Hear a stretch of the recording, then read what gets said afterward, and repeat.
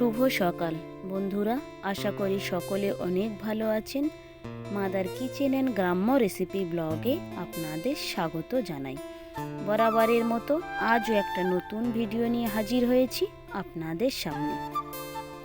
বাপের বাড়ি এসেছিলাম, অনেকটা রাত হয়ে গিয়েছে, আমাদের স্টেশনে এসে নামলাম। চারিদিকে যে দোকানগুলো দেখতে পাচ্ছেন এগুলো সব মোয়ার দোকান, জয়নগরের মোয়া। এখান থেকে দুটো স্টেশন পর সব মিষ্টির মতো করে সাজিয়ে রেখেছে বিভিন্ন রকমের মোয়া।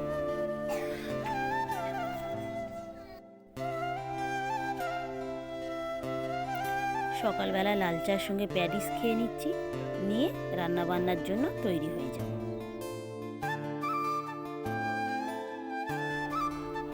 আজকের এই রাজহাঁসের রেসিপিটা তৈরি করব, কেমনভাবে করি সেটাও আপনাদের সঙ্গে শেয়ার করব।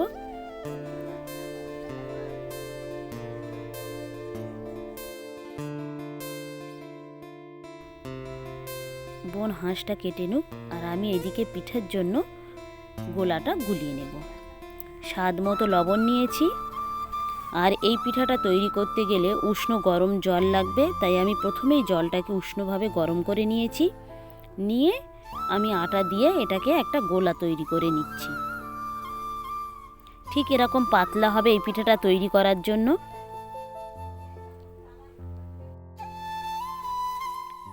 দেখে নিশ্চয়ই বুঝতে পাচ্ছেন গোলাটা কেমন হবে, ঠিক এরকমই পাতলা ধরনেরই হবে।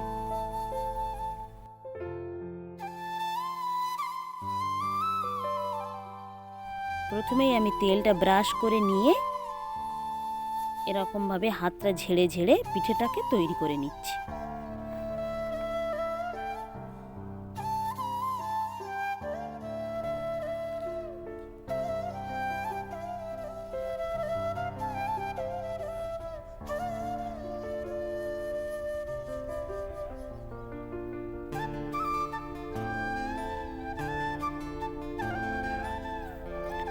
এইভাবে সমস্ত পিঠেগুলো এক এক করে আমি করে নেব।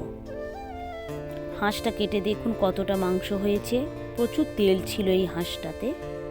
রান্নার জন্য পরিমাণ মতো তেল দিয়েছি, তেলটা গরম হয়ে যেতে তেজপাতা দিয়েছি ফোড়নে, দিয়ে পেঁয়াজ দিয়ে ভালো করে ভেজে নিচ্ছি।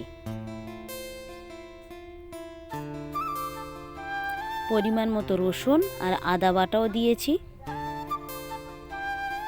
দিয়ে আবার এই দুটোকে একসঙ্গে ভালো করে একটু ভেজে নিচ্ছি।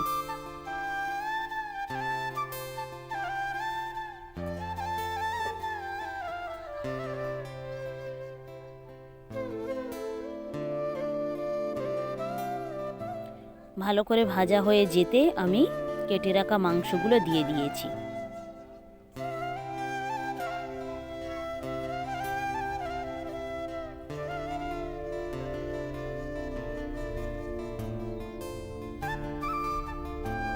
স্বাদ মতো লবণ দিয়েছি, দিয়ে আবার এটাকে ভালো করে একটু মাখিয়ে নিচ্ছি।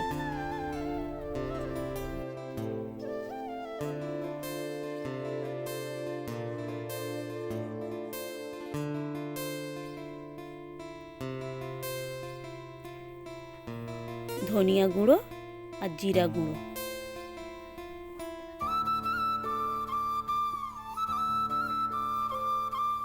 দিয়ে আবার এটাকে আমি ভালো করে মাখিয়ে নিচ্ছি।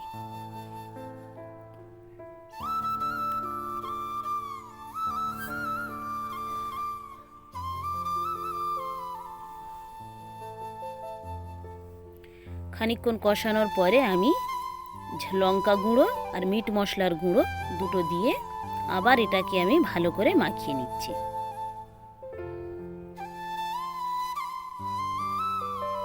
এই হাঁসের মাংসগুলো খুবই শক্ত হয়, তাই একটু সময় ধরে এটাকে কষতে হয়। পরিমাণ মতো হলুদ গুঁড়ো,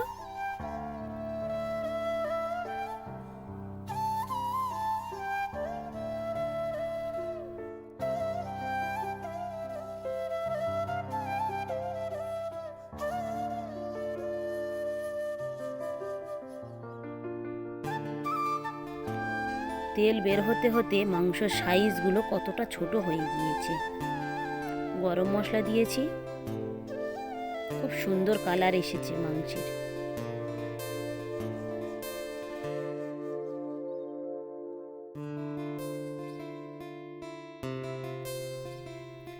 এবারে আমি আলু দিয়েছি, দিয়ে ভালো করে আরও খানিকক্ষণ কষিয়ে নিচ্ছি। 70% মতো যখন মাংসটা সিদ্ধ হয়ে যাবে তারপরে কিন্তু আলুটা আপনার দিতে হবে। তার আগে দিলে কিন্তু আলু গলে যাবে, কিন্তু মাংস সিদ্ধ হবে না। ভালো করে কষানোর পরে আমি ঝোলের জল দিয়ে দিয়েছি, দিয়ে একটু ভালো করে নেড়ে একটা ঢাকা এটাকে আমি ঢেকে দিচ্ছি।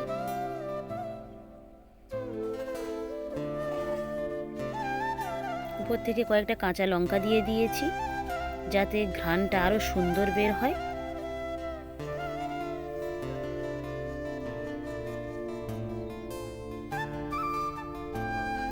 আমার রান্না একেবারেই কমপ্লিট হয়ে গিয়েছে। কেমন হলো চলুন ফাইনাল লুকটা আপনাদেরকে একবার দেখাই।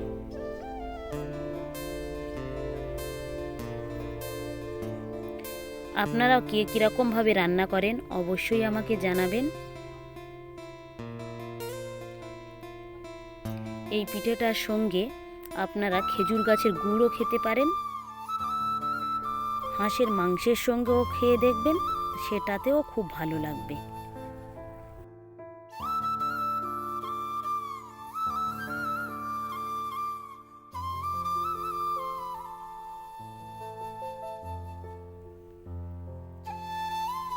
মা সবাইকে খেতে দিচ্ছে, চলুন খেতে বসি।